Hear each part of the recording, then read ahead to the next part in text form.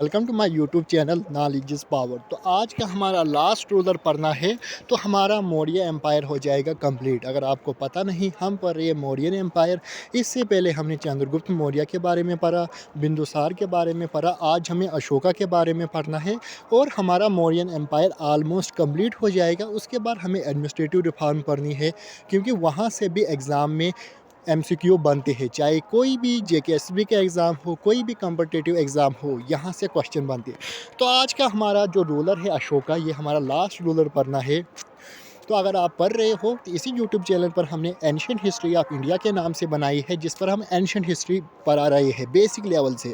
तो आज हम अशोका के पास पहुंचे हैं, क्योंकि जो भी एमसीक्यू यहाँ से बनते हैं हम वो मैं पढ़ाता हूँ। तो मॉडर्न हिस्ट्री भी मैंने ऑलमोस्ट कंप्लीट कर दी है। आप इसी यूट्यूब चैनल पर modern history play list open कर सकते हो। एवरेज मैंने 48-49 वीडियोस अपलोड की है और कंप्लीट मॉडर्न हिस्ट्री पढ़ाई है, जहाँ से एमसीक्यू बनते हैं, वो भी बिल्कुल शॉर्ट लेवल से पढ़ाई है। तो ग्रेटर मौर्यन रूलर कहा जाता है अशोका का। क्या greater Mauryan ruler? Very little information regarding the early life Ashoka. Ashoka के बारे में उतनी नॉलेज नहीं मिलती है, बट जो भी मिलती है, ये गवर्नर था उज्जैन का। कब था ये गवर्नर ऑफ उज्जैन का? जब इसका फादर मौर्यन एम्पायर का रूलर था, तब उज्जैन का गवर्नर था अशोका।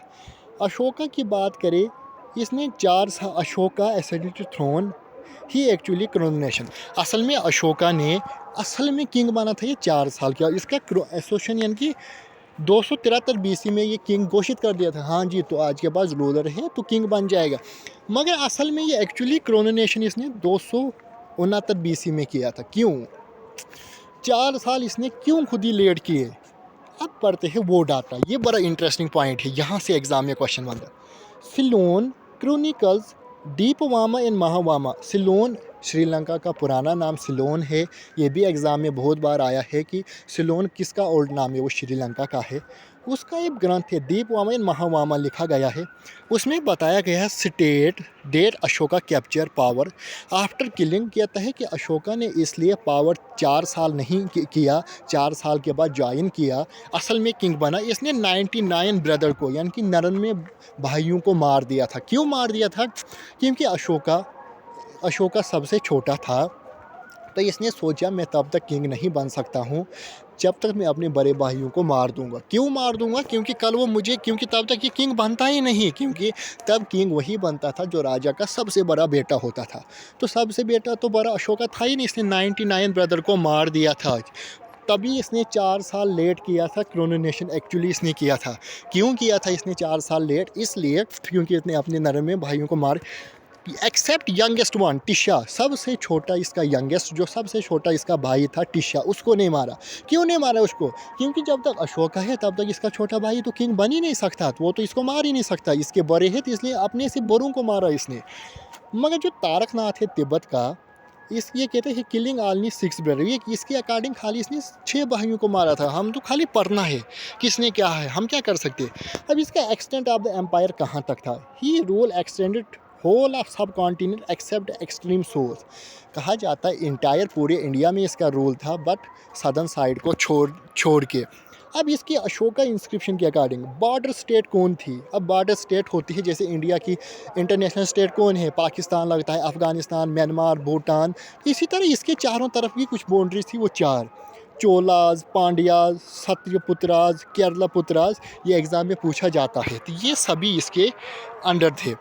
राज तिरंगी के अकॉर्डिंग इसने कश्मीर पे भी रूल किया है मौर्यन एम्पायर ने, और नेपाल में भी रूल किया है। किसने? अशोका ने। नेक्स्ट आता है किलंगा वार। इसी के वक्त किलंगा वार हुई थी 261 बीसी में। हम 60 में पढ़ा रहा हूँ, क्योंकि लिखा तो मैंने बहुत है, मैं ज़्यादा पढ़ने में टाइम वेस्ट नहीं। 261 बीसी में इसने किलंगा वार हुई थी। तब ये in the 9 year his rule, तब इसको 9 साल हुए थे रूल में। उसके बाद मिशरीज ऑफ वार डीप रिमोन्स अशोका। जब वार हुई, जंग हुई, उसके बाद अशोका का हृदय परिवर्तन हो गया, यानी कि इसको बड़ा पछतावा हुआ कि जंग नहीं होनी चाहिए थे, क्योंकि बहुत सारे लोगों की जानें चली गई थी। इससे इसका हृदय परिवर्तन हो गया। ये बेरी गोशा से धामा गोशा हुआ, ये एग्ज़ाम में आता है कि वार किलंगा वार के बाद ये बेरी गोशा से कहाँ कन्वर्ट हुआ धामा गोशा। बेरी गोशा होता है पॉलिसी या फिजिकल वार, हमें खाली पॉलिटिकल देखना है, हाँ जी इसको मारेंगे, ये राज्य खुद में लाएंगे, इनकम हमारी ज़्यादा बनेगी। मगर इसने कहा नहीं, ये नहीं, हमें कल्चरल कॉन्क्विस्ट करना चाहिए, इनकी आराम से समझाना चाहिए, ऐसे किसी पर वार नहीं करना चाहिए। Then he Buddhist under Upagupta, इसने बुद्धिज़्म धर्म को अडॉप्ट कर दिया उपगुप्त के अंदर। ये भी क्वेश्चन में आता है कि इसके अंडर, उपगुप्त के अंदर। उसके बाद इसका एक सन था महिंद्रा और डॉटर थी संघमित्रा। इनको भेज दिया इसने सिलोन। सिलोन ओल्ड नेम है श्रीलंका का, मैंने कह दिया ये ऑलरेडी आपको। सेपरेटिंग ओरिजिनली पीपल, एक छोटा सा पौधा पीपल का ट्री का पौधा भेजकर उनको भेज दिया बुद्धिज़्म का प्रचार करने के लिए। उसके बाद धर्ममात्राज, धर्ममात्राज इसने स्टार्ट किया 11 मत, जहाँ पर इसने बौद्ध गया भी। अब धर्ममात्राज होता है कि इसने रिलीजियस स्पीकिंग करने लगा, रिलीजियस नॉलेज जानकारी देने लगा। जैसे धामा महामात्राज भी ये होता है जो राइटनेस, अच्छा क्या है बुरा क्या है उसके बारे में बताया।